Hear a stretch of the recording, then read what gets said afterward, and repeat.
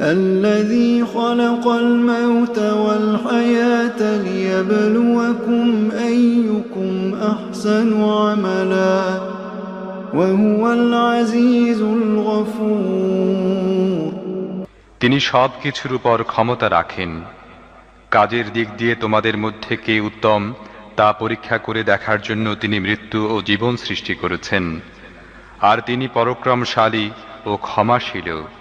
الذي خلق 7 سماوات طباقا ما ترى في خلق الرحمن من تفاوت فارجع البصر هل ترى من فطور তিনি স্তরে স্তরে সাজিয়ে 7টি আসমান তৈরি করেছেন।